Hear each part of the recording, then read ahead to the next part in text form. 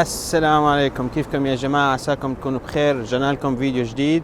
فيديو اليوم هو تجربة قطار. رح ناخذ قطار من مدينة ستوكهولم عاصمة السويد إلى ثاني أكبر المدن في السويد، مدينة غوتنبرغ. هي محطة القطار وراي، رح ندخل هلا ونطلع بالقطار، شوف كيف الأجواء عاملة، كيف القطارات هون. تفضلوا معنا.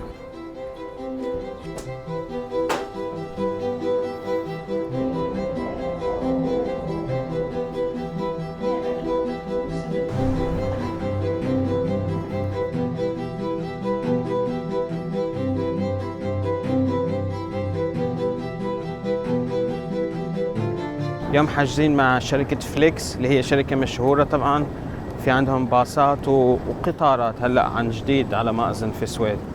هي هون فليكس ترين، بالعادة هي فليكس بوس. سعر التيكت على ما أظن يعني حوالي $20 حتى تركب من ستوكهولم ليوتيبوري أو غوتنبرغ. $20 هو سعر مناسب جدا، يعني رخيص كتير في السويد. فخلينا نطلع حاليا ونشوف.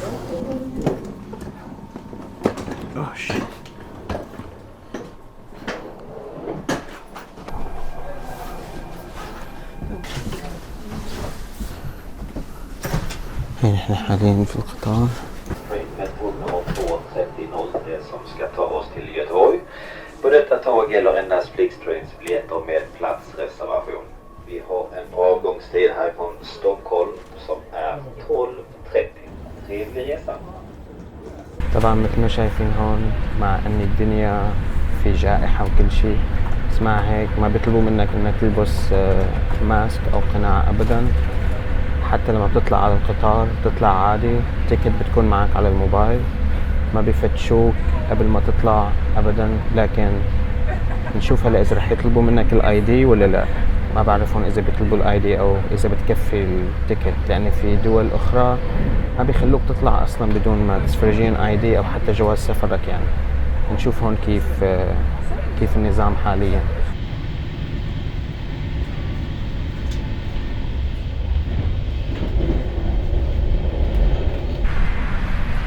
Hej!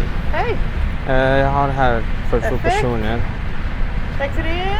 Tack själv. لا طلبوا لا اي دي ولا شيء. يعني غريب، انا خطيبتي اللي معي امريكيه، يعني ما انا من هون ابدا، فمع هيك ما طلبوا مني ولا شيء. حتى يعني التيكت تبعيتي انا مشتريها كطالب، ومع هيك ما قالت لي فرجيني بطاقه الطالب يعني ابدا. هاي شغله هون بالسويد عن جد انا بحبها، اني بيوثقوا فيك، يعني في ثقه ما طبيعيه ابدا. قبل ما اجي هون كنت في بلد اخر، طلبوا مني يعني حتى الجواز تبعك لازم تفرجيه. لكن هاي شغله من الشغلات اللي تنمدح فيها السويد عن جد. Ladies and gentlemen, welcome aboard on Flixtrain. Today we're stopping in Södertälje, Hallsberg, Skövde, Falköping, Göteborg, and we are over to Gothenburg. هي أول محطة هون. القطار بيوقف 3 أو 4 محطات قبل ما يوصل لمدينة يوتيبوري. فهي هون أول محطة، مع العلم إن في أكثر من محطة على الطريق، لكن القطار سريع جدا. فالمدة من ستوكهولم لغوتنبرغ هي تجي 3 ساعات تقريبا. هون في عندكم الانترنت مجاني شغال وفعال 100%. عندكم كمان هون موقع فيكم تشاهدوا أفلام أو تقروا كتب أو تسمعوا موسيقى أو ألعاب. هاي الباركود هون وكله شغال، كله تمام.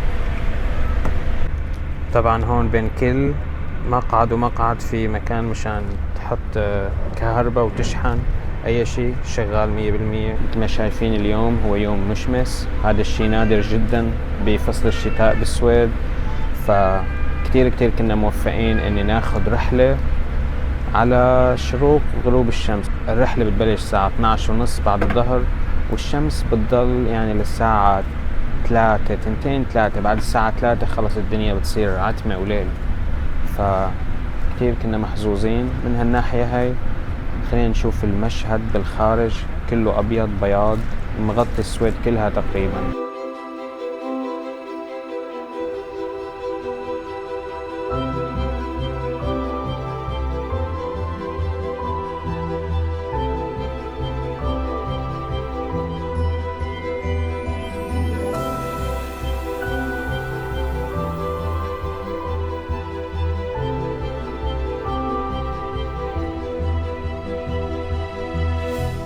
أحيانا لما الواحد بيسافر وياخذ القطار بيطلع بشوف البلد، يعني بشوف القرى الصغيرة والأماكن الصغيرة، بتعرف على البلد على حقيقته يعني. فبتشوف أماكن كتير فيها عشوائيات، فيها بيوت مثلا متدمرة، بيوت تعبانة.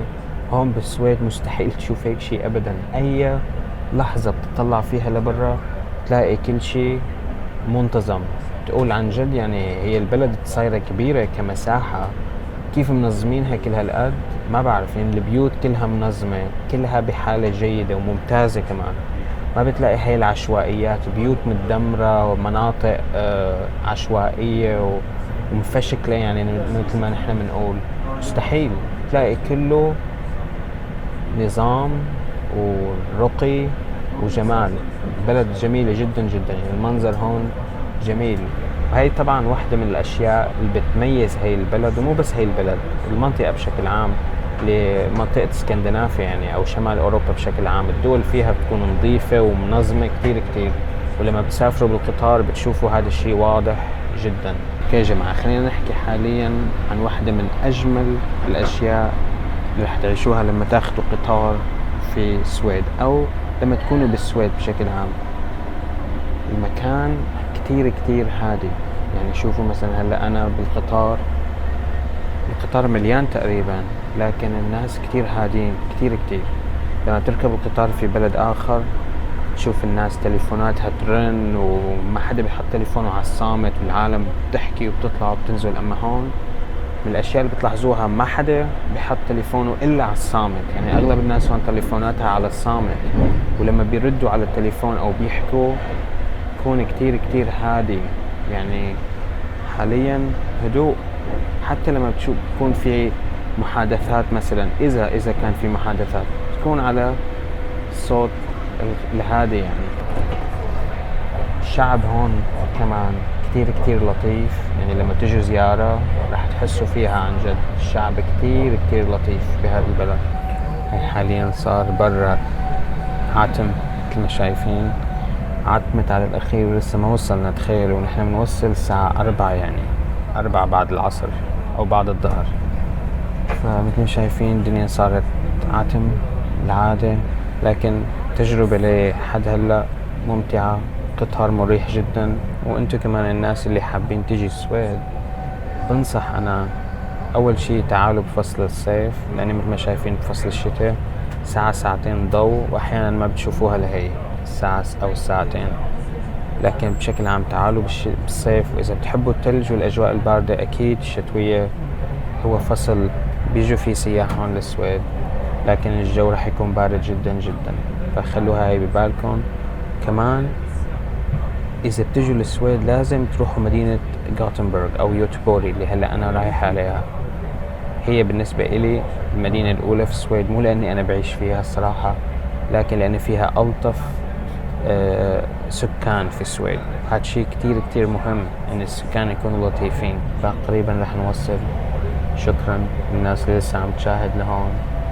إذا عم تشوفوا الفيديو لحد هلا لا تنسوا تعملونا لايك، تدعمونا بتعليق، تركونا آراءكم، احكوا اللي بقلبكم من الأخير. لا عن جد اتركونا آراءكم، اتركونا إذا حابين شو حابين تشوفوا في السويد، الفيديوهات كيف تمام. معلش حتى لو ما عجبكم اتركونا الرأي، أنا بتقبل كل الآراء. سعيد جدا بوجودكم معي يا جماعة. يعني القناة عم تكبر شوي شوي، لكن إن شاء الله هاي السنة سنة جديدة نكبر فيها منيح إن شاء الله بإذن الله.